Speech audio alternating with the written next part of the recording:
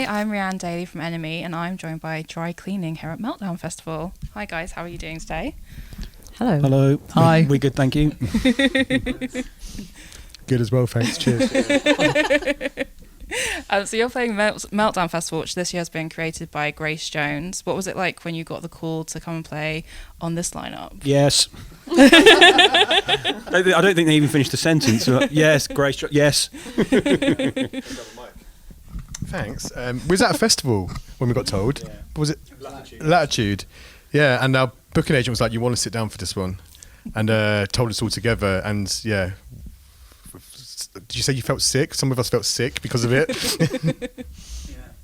I was very happy because I knew I'd get this in. I used to work here, and I worked here for a long time checking tickets and showing people to their seats. And I worked a lot of Meltdown festivals, and it's very nice to come back and play. Yes, on the other side of things now. Yeah. Nice. And I owe South Bank Centre some money, so hopefully this will just smooth things over.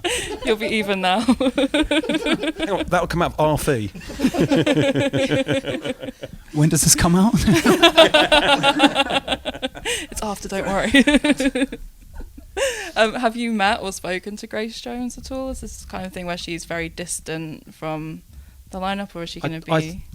We had a really long, deep conversation, then I realised I dreamt it. But no, we haven't, unfortunately. No. I don't know what do you say? Like, I don't think there's anything I could say to her that she's ever going to remember or register. Like, she's such a hero. Like, I love all of those. I mean, we all do. We love all of those Compass Point records and the stuff she did with Trevor Horn. Like, she's had such an amazing career. Have you ever seen the one man show footage that she did on YouTube? Where it's just her on a huge stage, just on her own, just smashing it with a huge set, and it's just incredible. Like, some of the best performances that have ever been done. Like, yeah, she's amazing. What do those performances and her music kind of mean to you? It's just kind of the fearlessness of it, really. Like, just the incredible quality. There's that really great documentary where she's making a record from her own money, and she's on the phone to Sly and Robbie, and their like calendars don't line up, and she's sort of pleading with them on the phone to like come on, this is like, I'm putting a lot of my money at risk here by making this record. And you sort of think, when did that record come out? It was the last one, maybe like, I don't really remember the date, but it was like 2000s, do you know what I mean? So she was like, she didn't have to do that, she wanted to do it because she's an artist, and that means a lot to us. We try to guide our career by doing what we believe is the right artistic choices for everything. And when you see someone like that and they sort of reciprocate by having you at their festival, it's kind of a big deal. Yeah, definitely. I think the control she has over her own image generally is very inspiring. I think she's really the queen of that, like wrestling the narrative back from the press or from other people about her and the choices she makes. She's amazing at that. Yeah, definitely. I also saw some footage of her playing her set at this festival, hula hooping from a podium with high heels on and the gigantic headdress. I was like, incredible, just incredible. Yeah. Are you going to do that at your show tonight? Yes. Yeah. But with much worse results. It's gonna look a total state. So the lineup for Meltdown is always very interesting and eclectic, and this year is no different. Who would you be excited to see on this year's lineup, other than Grace Jones, of course? Skunk and Nancy, I was going to say Skunk and Nancy. Yeah. They were huge for me as a kid. Yeah. It's a shame about. I'm going to take both. It's a shame about Lee Scratch Perry. He was meant to be playing. Yeah. I was really looking forward to that. And you have announced, or you will have announced by the time this goes out, your new album, Stumpwork. Your first album, New Long Legs, I can't even talk today, went to number 4 in the charts and was like all on the many end of year lists. Did that success for that first album kind of create pressure on the second album for you to kind of equal that or to kind of beat that at all? Not, it did, but it was kind of a personal pressure. We always, it was kind of, we managed to write it in a period of time when we just released the first one and we couldn't tour because of COVID. So we literally just got stuck into writing the next one, and it was kind of a good opportunity to sort of write a lot of things that we couldn't write for the first one. So it was kind of more like a release more than pressure, wouldn't you say?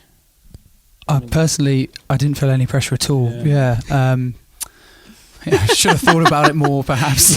Cool customer over Honestly, here. one thing that's occurred, the thought that's occurred to me is that since we've started touring again, I feel like if we'd have been doing that after the release of the first album, we wouldn't have a second album now. We wouldn't be even close to it. We wouldn't be close to having an album written, never mind recorded and mixed. Yeah, and there might be mastered. pressure now. Yeah, I would Yeah. feel it now. And at the time, I think I didn't. I was just excited to do it again. Yeah. And We were quite Another shot. insulated, I guess. It's like that's right, yeah. not playing shows and stuff. And also we'd written quite a lot of it by the time, certainly a lot of that end of year list kind of stuff. Yeah. By the time that had happened, I mean, we'd recorded quite a lot of it. That's true, yeah. I mean, Yeah. we didn't know it was successful when we started. Well, like, for instance, Don't Press Me, true. Don't Press Me rewrote the December, January, where before New Long Leg came out in the April. So we'd kind of already started writing some of the things that we thought might be singles, which are sometimes kind of the hardest things to write, you know what I mean? So we kind of wrote the singles first, and so it's kind of like got the hard bit done before New Long Leg came out. So, and the rest was just kind of fun writing those, Yeah. the remainder, really. You described it as a release. How would you say kind of writing it helped you through the pandemic when I guess everything was very strange and difficult for a lot of people? It's something to do. As in, like, a lot of people around us. Yeah, a lot of people around us just doing nothing. We got really lucky. We found like studios that we could use, of friends. So we had like a month of lockdown, but that was after just completing 2 tours, a UK tour and a US tour. So we kind of needed the break, and then had enough time to kind of reflect on. We'd recorded some demos, and then kind of get together and work together. Yeah, which was really nice. Yeah. And you worked with John Parish on this album again. What is it about his style and his way of producing that kind of works with you guys? He's very practical. He's very practical. I mean, like it takes a while to kind of consider what the role of the producer actually is. You know, what do they actually do? And a lot of it is just getting the record done. You know, actually getting it recorded and getting it finished.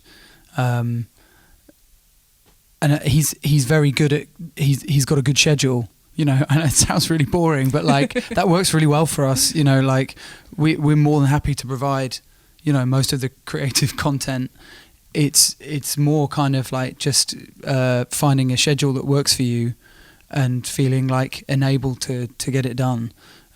He's really good at that, and we like him. He's our friend, you know, and we had 2 weeks to work on the first record. This second one has been a longer period. And it was really nice to watch the relationship grow as that time went on. And I definitely feel a lot closer to him personally. It was really interesting seeing that, you know, kind of blossom with the other guys as well as we went forward. I think there's a big difference when the first time you'd be like, can I do another thing? And you go, no. And then this time he was like, can I do another thing? You go, yeah, give it a go. Right, because there's more time. There's more yeah. time, Yeah. you know, and so he actually encouraged us to try more. We all picked up different instruments that we don't usually pick up, and a lot of that stuff ended up on the record as well. So Yeah. it was, How do you think having more time to kind of experiment and try out all these different things has kind of affected the way that the album's turned out? I think there's more space in it. I don't think there's quite as much. I mean, it's hard to sort of explain what it's like when you do the first one, because you're sort of like, every take you do, you're sort of like anxious. You're sort of like, this has to be the one. And then when you do the second one, you sort of realise it doesn't have to be the one. You just do your thing and then try something. Sometimes it gets on, sometimes it doesn't. I guess you just put yourself under a bit less pressure. Yeah, that made a big difference. Yeah. Did you just kind of feel a bit more comfortable, a bit more relaxed in the It's studio and the recording situation? For sure. Yeah. And you've also have the first single from the album, Don't Press Me, which you mentioned a minute ago. What is that song about? Who are you singing about on that song? As usual, it's about a few different things, the words at least. The chorus is kind of, I was trying to write a little song to sort of sing to myself, or like to my own brain. I was feeling a little frustrated with the way my mind works at the time. And I just felt pressured from within, I suppose, or stressed out by myself. So I was, when we were rehearsing in this little room in Peckham, and yeah, I was just listening to the guys playing the melody, and yeah, I set myself a little task to try to write a song directed at myself. So that's sort of like the chorus, and then there's a lot about sort of like gaming and things like that in there. It's quite sort of defiant in tone at times, and yeah, it's kind of written from the perspective of someone who just like doesn't take any crap, I suppose. So yeah, it's like it's a bit of a layered thing, but yeah, it always takes me a long time to work out exactly what the songs are about. But a good strong one to come back with. Well, yeah, hopefully. Yeah. Musically, what would you say was inspiring that song as well? I think it was kind of a bit of a response to the first one had singles on it, but they were quite 4 minutes longy, 3.5, 4 minute longy. And I think there was a real desire to sort of almost cut that time in half and get back to a bit like, there's a song on the first EP called Good Night. And I think even in our live set, we were kind of feeling like, I wish we could play that again. So it's kind of like a decision to sort of put back in short, snappy, hooky songs, lots of melody, and, you know, I think we were like, you know, things like Guided by Voices that are just like this. They pack so much into a minute that most bands don't have on an album. So it's kind of a bit of a challenge to try that, really. Yeah. It's turned out well, I think. You just played Primavera this weekend, Von. Yeah. How was that? Fun return to festival? It was great. It was right. I mean, we had a great time. Great. Yeah. I've wanted to play that festival for a long time. I've been as a punter, so it's kind of a bit of a rite of passage to be able to play it. It was quite overwhelming though, because it's huge now. Yeah. It's like absolutely massive. It's almost like there's 2 main stages and stuff like that. It's almost like it's doubled in size, so it was quite overwhelming. But when we played the Barcelona one, we were on at the same time as Amel and the Sniffers, and you know that is a quintessential festival band. So it's sort of like, I don't think anyone's going to come and watch us. So, but we were very pleasantly surprised that lots of very nice people did come and watch it.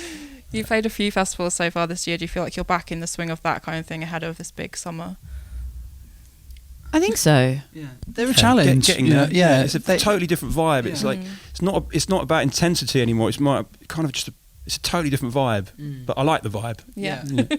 It's great. It's a good challenge. You have to learn a different craft on those bigger stages. It might be daylight. You're used to playing in the dark, you know, and you have to kind of find a way to make it work. And it's really nice because when you rise to it and it kind of it comes off and you feel like it's gone well, you know, that's really rewarding. That's literally what I was going to say. It's just out of your routine. When you're on tour, you play the same time every day, similar kind of rooms, but you could be on like 4 in the afternoon and the next day 1 in the morning. Yeah, very different size stages, daylight. Yeah, makes a huge difference. I find the big screens are my friend because sometimes like when we've played really massive places, what I do is not exactly like, do you know what I mean? You can't really see it a mile away. Yeah. Maybe a bit, but you know, I try to do things with clothes and stuff, but it can be quite subtle. So like when you're playing like some huge place, I'm always like, these people have no idea like what I'm doing. They just think I'm this weirdo just stood there. So the screens are really helpful because like they obviously make your face and hands and all that sort of like massive. So that was a pretty good revelation, especially at Primavera. They love the screens. It's cool. I get to see you as well because normally we're like standing like side by side, so I can't really see the movements. But I can pretend I'm looking at Nick, but actually be watching Flo on screen and be like, "Hey, that's good." That's why you made all those fuck ups. Yep. You're watching TV. You have Glastonbury coming up at the end of the month as well. Is that your first time there, playing there at least? Yeah. How are you feeling about that? Excited. I mean, I used to go all the time. Like it's going to be a surreal thing to actually play there. Yeah, super excited. We're on a really nice stage too, Park Stage. Like it's a really nice little corner of the festival. So yeah, very excited.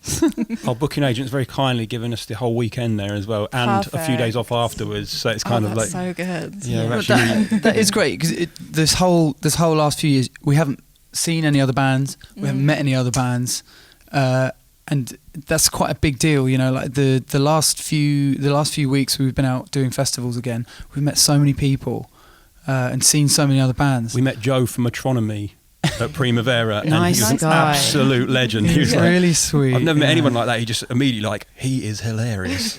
And they were really good. They were amazing. They at were really Primavera. good. Absolutely Yeah, I'd never amazing. seen them play before. They were great. Yeah. It's been so intense meeting people. We was on a flight the other day with Gorillaz and Interpol. It's literally my just God. 3 bands Yeah. pretty much. Yeah. It's the Yeah, dream it was indie crazy. flight. Some people had the comfy seats at the front. And Sorry about that. And some people didn't. A divide in the band. Is there anyone that you're excited to see or meet at Glastonbury? I really want to see Turnstile. I'm a huge admirer of that band. Yeah. It's kind of the main one in my diary is making it to Turnstile. Yeah. Yeah, I'd like to see them. There's so, I mean, I cast an eye over the schedule the other day, and it's completely overwhelming. Like, there's so many bands playing. I'm gonna have to get an Excel spreadsheet going or something. Some classic festival organisation. I won't do that, but I should. Amazing. Well, I hope you have a great time at Glastonbury, and good luck with the new album. Thank you so much for talking to us today. It's a pleasure. Thank you very much. Our pleasure. Thank you.